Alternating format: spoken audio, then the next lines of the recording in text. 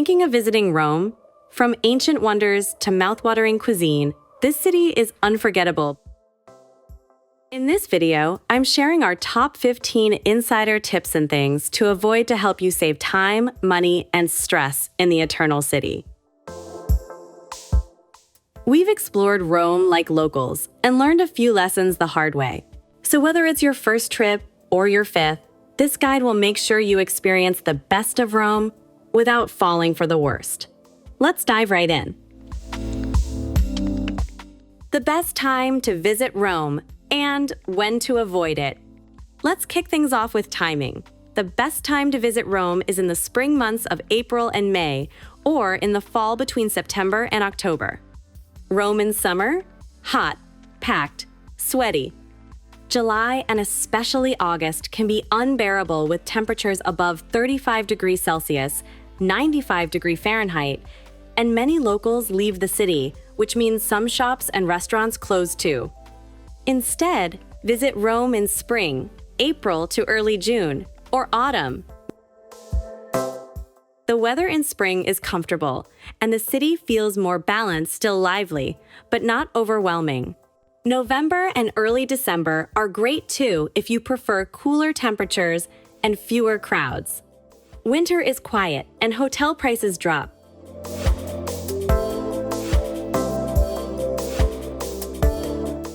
Two, getting from Rome Airport into the city the smart way. If you're flying into Fiumicino, Rome's main international airport, the airport shuttle bus is your best friend since it's reliable and cheap. You can pre-book it online on our website.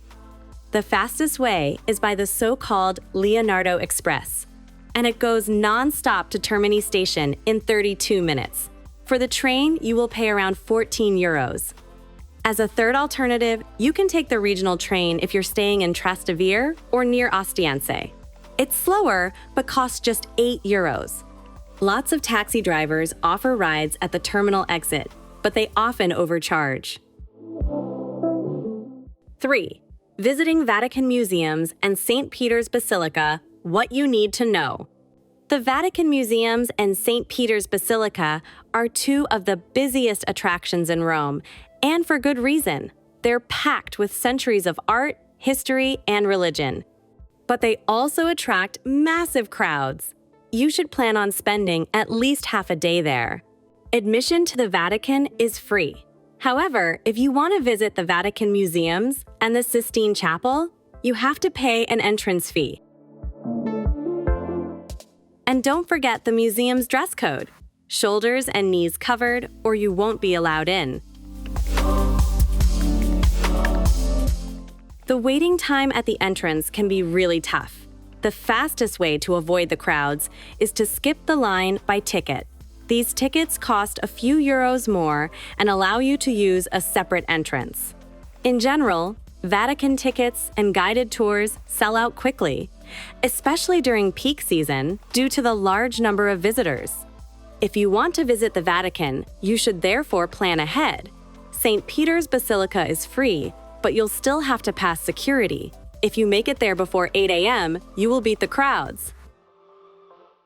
Want the best view in Vatican City? Climb the dome of St. Peter's Basilica.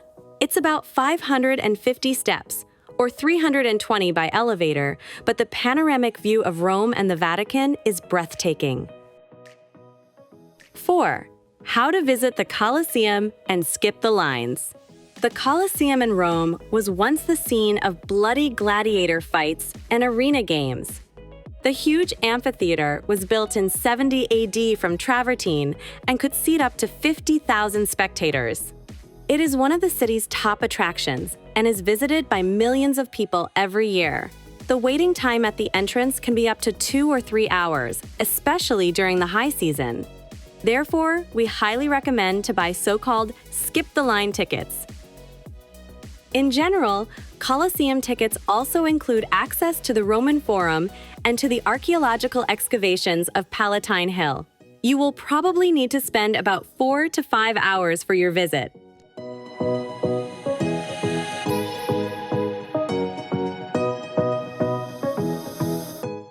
5. Why the Rome City Pass, Turbo Pass. is the best option for saving money while sightseeing. Sightseeing in Rome can add up quickly, but the Rome City Pass by TurboPass can save you both time and money. This all-in-one pass includes fast-track entry to major attractions like the Colosseum, Roman Forum, Vatican museums, and St. Peter's Basilica. You also get free access to public transportation in Rome, including buses and the metro. What sets it apart? It's digital, no need to pick up anything on site, and it's super customizable based on how many days you're in Rome and which attractions you want to visit. It even includes the airport transfer, a hop-on, hop-off bus tour, and optional guided experiences depending on the package you choose. You will find it in the video description below the video. 6. Why walking is the best way to see Rome. Here's something no app can teach you. Rome's charm is in its streets. Walking is by far the best way to explore this city. You'll stumble upon hidden piazzas, crumbling ruins, and neighborhood bakeries that don't even show up on maps. The main historic center is walkable. In fact, you can go from the Colosseum to the Pantheon to the Spanish Steps without needing any transportation. 7. How to get free drinking water in Rome. Use Rome's hidden fountains.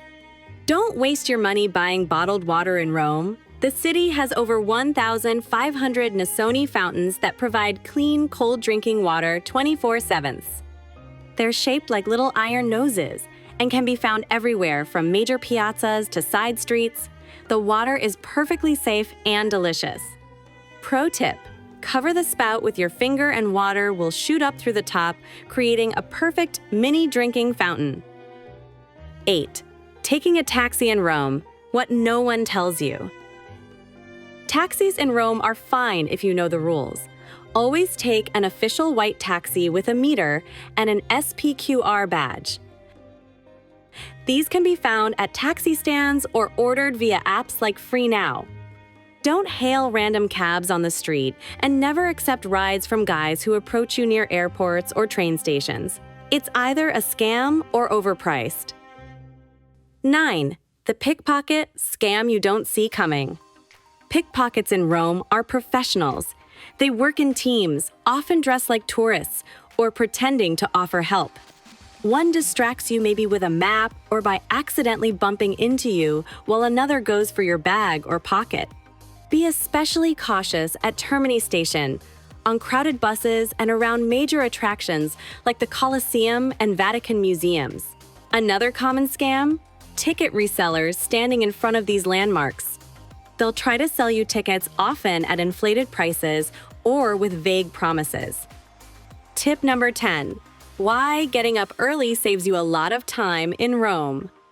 Early birds absolutely win in Rome. Major attractions like the Trevi Fountain, Spanish Steps, and even the Pantheon are magical before 8 a.m., no crowds, no noise, just you and history.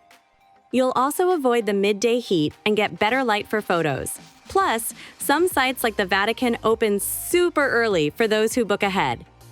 Trust me, sacrifice one sleep in, and you'll get the city almost to yourself. 11. Why you should visit Trastevere and its restaurants. If you want to experience the real Rome beyond the tourist zones, Trastevere is the place to go. The name literally means beyond the Tiber, and this charming district sits just across the river from the historic center. Trastevere dates back to ancient times and was once home to working-class Romans, craftsmen, and even early Christian communities. Over the centuries, it's kept its authentic character, narrow cobbled streets, ivy-covered facades, colorful buildings, and hidden courtyards.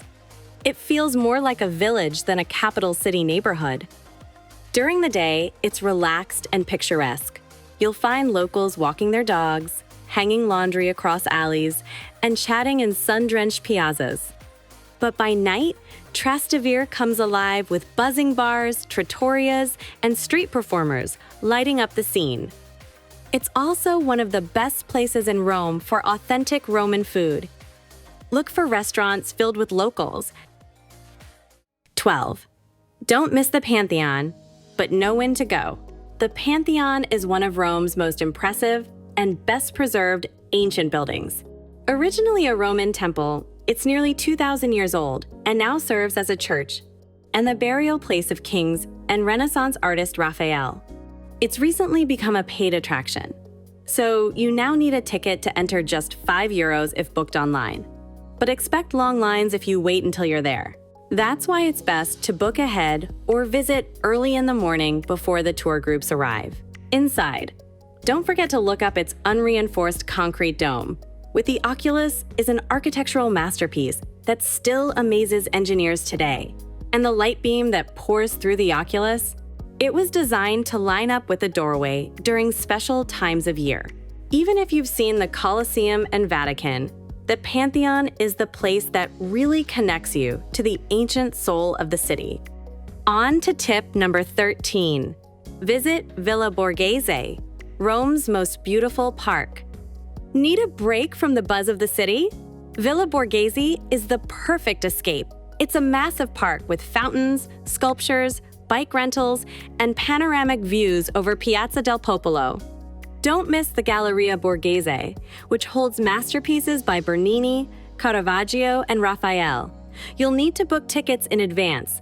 They only allow a limited number of people every 2 hours. Whether you're biking, walking, or just relaxing with a picnic, this park is one of Rome's best-kept gems. 14. How to enjoy Roman cafes and food like a local without getting ripped off.